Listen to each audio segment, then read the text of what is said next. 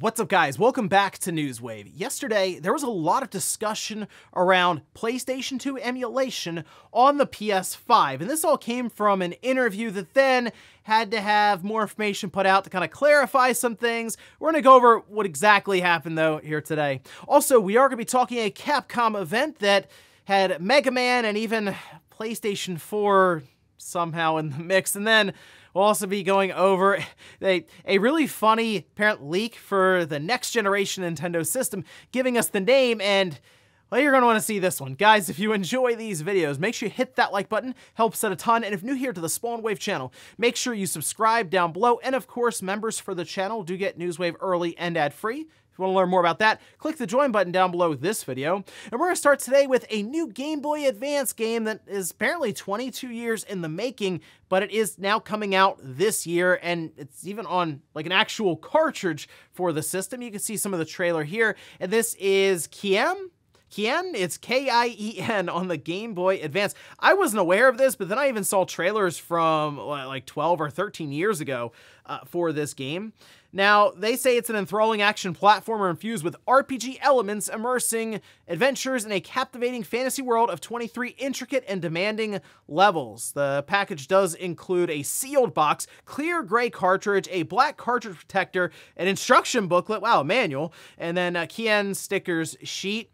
Again, they do have this set for Q2 2024, going at a price of $60. I think it's just kind of cool to see a new Game Boy Advance game, cartridge and all, come out in 2024. Again, 22 years in the making for this one, but really fun stuff for, obviously, Game Boy Advance collectors to have something new to look forward to, and the game itself doesn't look too bad. It has that zoomed-in look that you would expect for a Game Boy Advance title because you have to be really close to your character, otherwise, if you're zoomed out on the little screen, it's going to look a bit weird. But fun stuff here. Definitely check out their website if you're curious, as they have kind of a notify me when available button there. Also, we are expecting Final Fantasy 16 to release on PC at some point, and it appears we got a bit more information from Yoshida, this over on Game Informer, where he says, and to do that, we're looking to release a demo for the PC version as well. Now, we did have a demo for the PlayStation 5 that was actually fairly lengthy, and it at least gave us a quick look at the beginning of the game and the save data to carry over. It says, again, we can't really talk about too much in terms of details of when it's going to come out. I think in a little bit more time, we'll be in a better place to announce things, but one thing's for sure, it won't be too distant in the future. It won't be a year, it won't be 2 years. It will probably be shorter than that, so stay tuned. I'm thinking they get this game out this year, maybe in the holiday season 2024 for Final Fantasy 16, and I think that'll be really big for the title in terms of just overall sales, as we haven't really heard much about how the game's been selling since that initial 3.5 million or so that they announced. So I assume the PC version will just, of course, just boost sales in general, and I'm sure that many people are waiting for it, since these Final Fantasy games that come out now, 16, 7 Rebirth, there's a lot of compromises whether you're doing performance or graphics mode, whereas on PC, of course, if you have the hardware, you can just get the best of both worlds and probably just blast away at over 100 frames per second with some of the best looking visuals. So I get why people are waiting for these ports to happen, and hopefully 16 does get out later on this year. Oh, and we did have another emulator that's getting pulled down. This one, though, a bit more expected. It's for the PlayStation 2 on Android. We can see this posted up over on GBA Temp, where they say the highly controversial PS2 emulator for Android devices, Aether SX2, has been removed from the Google Play Store starting from March 10th, 2024. Now, this isn't too surprising, mostly because the emulator hasn't been updated in, more than a year now, so it's basically the point where it's just kind of sitting there, not really doing anything.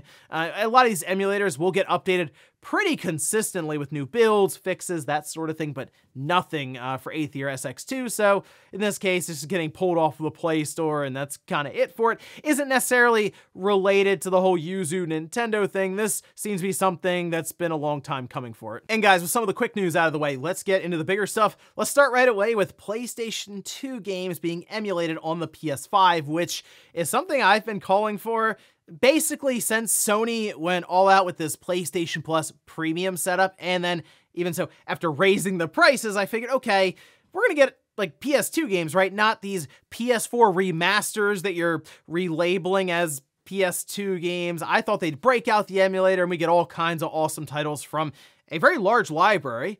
Hasn't happened though. We've had PS1 games and PSP games, and for the most part, I'd say they're doing an okay job with those. Things like Resistance getting thrown in there, Legend of Dragoon, and more. I mean, it's not bad. But PS2, I mean, come on, there's a lot to pull from there. Well, there was an interview that happened and was posted up over on Time Extension that got everyone talking about it must be accelerating the PlayStation 2 emulation development for the PS5, which we can see this posted up there. Now, this was with Implicit Conversions, Robin Laffelli and Jacob Stein, who had interviewed from the studio here, kind of going over the process, their engine apparently called Syrup, which allows developers to interface retro games with modern consoles like the PlayStation 5 or Nintendo Switch. By the way, tell me below in the comments, do you say syrup or syrup? This is always like a thing back and forth with people, and I'm just curious what everyone's opinion is on that one. Anyway, they say some of my favorites are Jet Moto, Grandia, The Legend of Dragoon, and several Star Wars games. These ones that they worked on, so they have worked with Sony on at least PlayStation 1 games, as things like Legend of Dragoon, which are a very sizable release there, being worked on. We also built a great relationship with Namco, and we're proud when Soul Calibur, Broken Destiny, and Tekken 6 came out. Currently, the team are working with Sony to bring PlayStation 1 titles to PS5. Now, this was a part that was amended by the interviewer here from Time Extension, as originally it said PlayStation 1, PlayStation 2, and PSP titles. So they kind of erased the other ones, just left PlayStation 1 games there. Anyway, they say, my co-founder and friend Jake Stein worked on PCSX2, the PlayStation 2 emulator, before becoming an employee of Sony PlayStation to work on PS2 games for PS4. After he left, we reached out to Sony to start an experiment to do more emulation. One contract led to another, and we started hiring people to help us in this adventure. I like to say that we started this as a project, and it became a company by mistake. Now, you see the PCSX2 mention there. They decided to go on Twitter because people figured that PCSX2 then was working with Sony on a PlayStation 2 emulator. They responded saying there's a bunch of rumors going around that we're updating games for Sony. None of this is true. Two people who are no longer associated with the project are doing the updates, not us. Hope this quells the rumors. So the hope here is that they do eventually move on to PS2 emulation outright for the PlayStation 5. Again, I figured we would see that from Sony at some point, but here we are more than 3 years into the generation for the PlayStation 5 and they have not materialized. Doesn't mean they still can't in the second half of this generation. And look, it seems like that would make sense for Sony to do, but I also feel like it makes sense for them to make a PS3 emulator to have those games natively playable outside of streaming, which PS3 streaming, not very good. PS5 streaming, significantly better. So to me, they need to figure something out there because there are so many games that are still just left on the PlayStation 3 that I think would be awesome native experiences emulated on the platform. We have our RCPS3 or whatever. We have that on PC that actually does a pretty good job now playing PS3 games, and I would like to think Sony could do something that people who are kind of doing it as hobbyists running off of a small Patreon are able to figure out. However, it appears that Implicit Conversions is mostly just working with their engine to do all types of games, not even just these PlayStation Network titles. So they've talked about doing games that maybe are just converting over and they're selling at full retail. Think of like how we had those older Disney titles, like Lion King as an example, Aladdin and others that were going to newer platforms. You would use an engine to kind of convert them over. So that's sort of what I'm picturing here.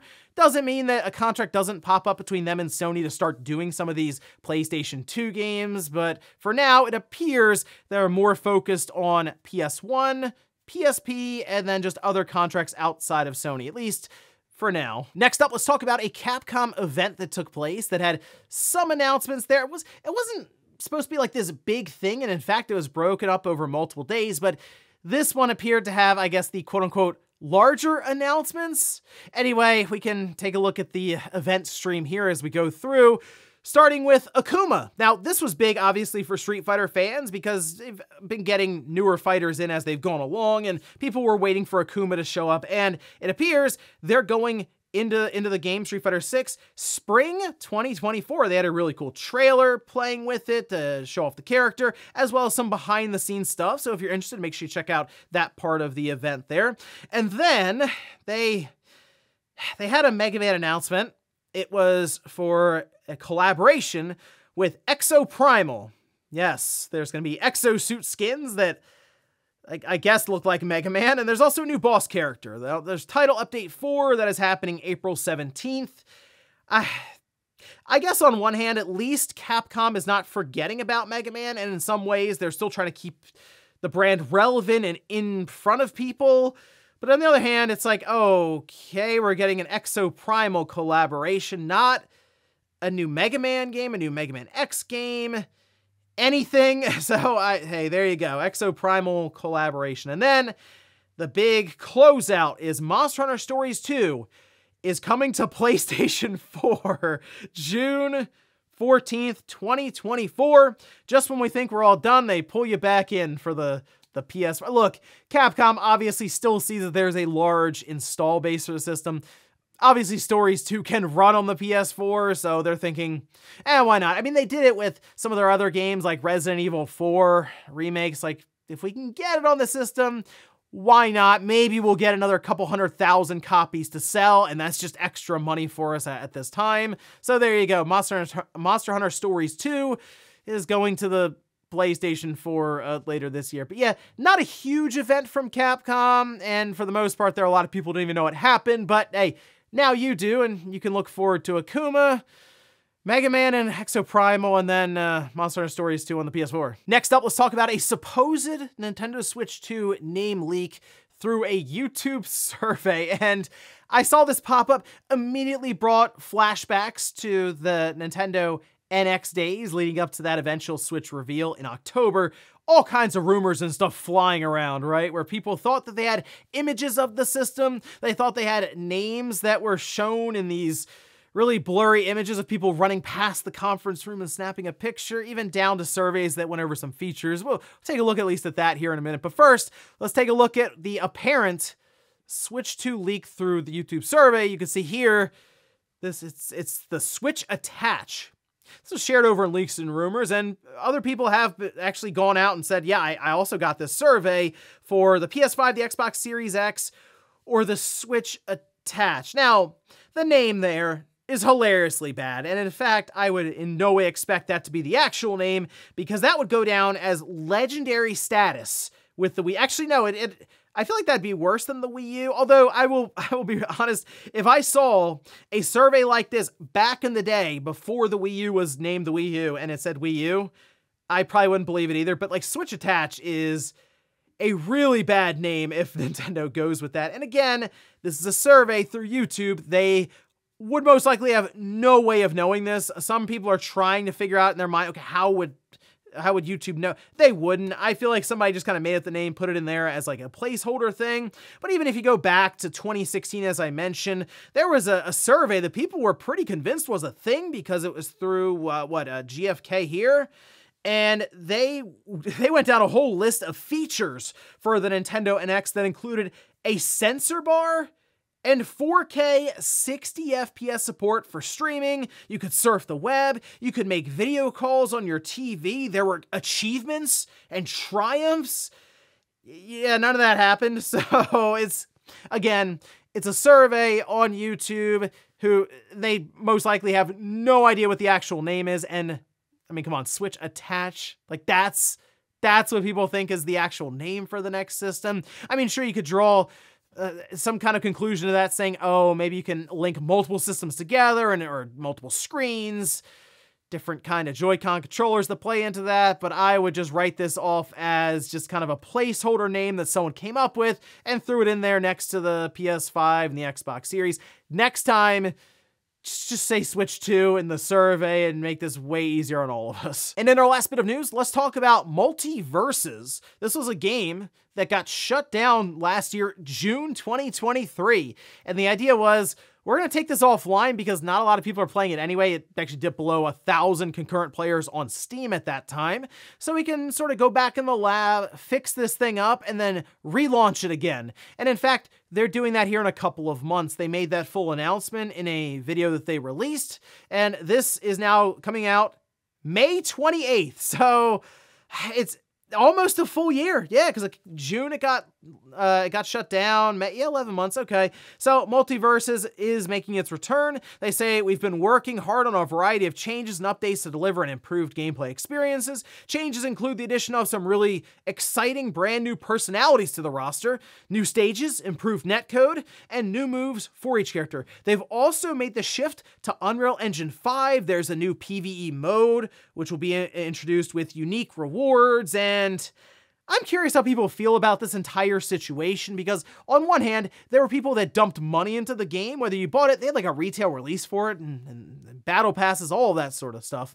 And then they just took it down, and like that was kind of it. Your money that you put into it was gone for about 11 months, in terms of at least the perceived value that you got for it, whether it was skins or I don't know, whatever else they're selling in the game there. And then it just comes right back here a year later. So I do wonder if this is kind of a strategy for live service games in the future. If they're not doing well, they shelve it for a year, then relaunch it again. At least it seems that WB has a lot of confidence in this game, and maybe that's just because they have so many intellectual properties kind of coming together in like this Smash Brothers setup. And then I guess you could also say, well, there's no more Smash Brothers really around with any kind of major updates that could overshadow this technically. So we'll see how it does when it relaunches. I'm more curious how many people come back to the game after maybe feeling like they got burnt a bit when the whole thing shut down last year, but I guess we'll find out at the end of May. And before we go to the comments of the day, we're gonna take a look at the poll that I posted up yesterday, where I ask, are you picking up Final Fantasy 16 on PC? 84% say no. Hey, 16% say yes.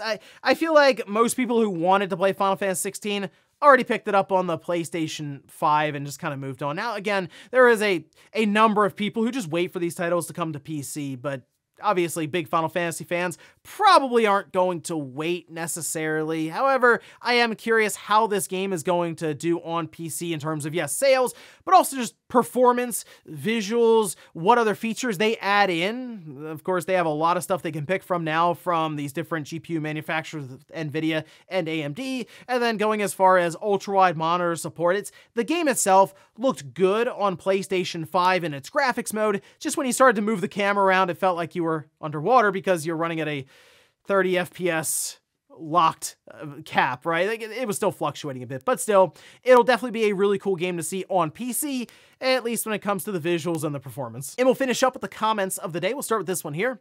This is from Mortem, who says, I said on MVG's video, but because Yuzu team decided to fold under pressure to Nintendo, instead of fighting it, they've basically encouraged the death of the emulation scene. They had a case, and this would have been the perfect opportunity to have emulation further cemented as a perfectly legal process. Instead, they settled, and now we're losing software left and right now.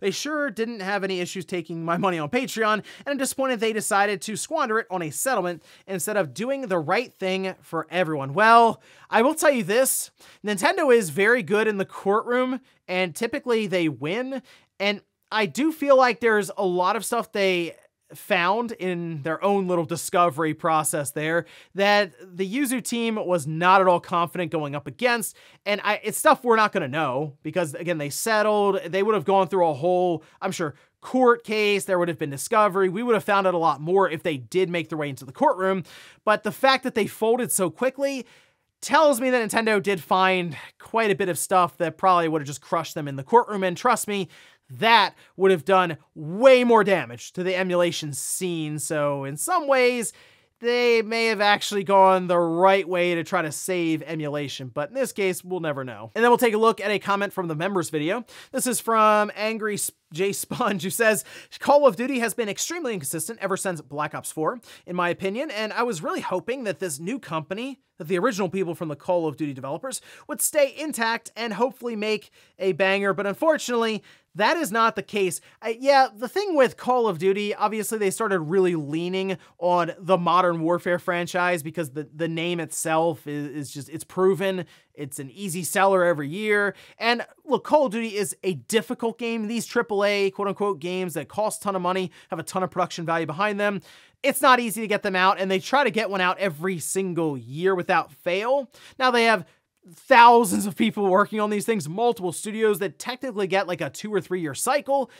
Still though, they do kind of fall into what I would say a bit of a rut and try to play it safe at times. So this could have been something really cool to see what they would have been able to do when they break out of that Call of Duty machine, that Call of Duty formula that's kind of been laid out, and they get 5 years, 6 years maybe to work on a new idea or game that's still maybe in that first-person military style, but maybe they come up with all kinds of extra things that, let's face it, then Activision and Call of Duty probably would have stolen or picked up and tried to put their own spin on it. But that's what you need to get innovation going again in a sector that is kind of become very vanilla and straightforward and, well, not really surprising anymore. And ladies and gentlemen, that's going to do it here for Newswave. If you enjoyed this video, guys, hit that like button. If not, hit the dislike. Leave comments down below about everything we talked about here today. Whether it's the PlayStation 5 emulating PS2 games, do you think we're ever going to see that happen this generation, or is that something that Sony will continue to push out and lean on these PS4 remasters of PS2 games? And also, what about the Nintendo Switch Attach? Is there any way that name's correct, or is it just something YouTube kind of made up as a placeholder? Thanks guys for watching, and I'll see you next time.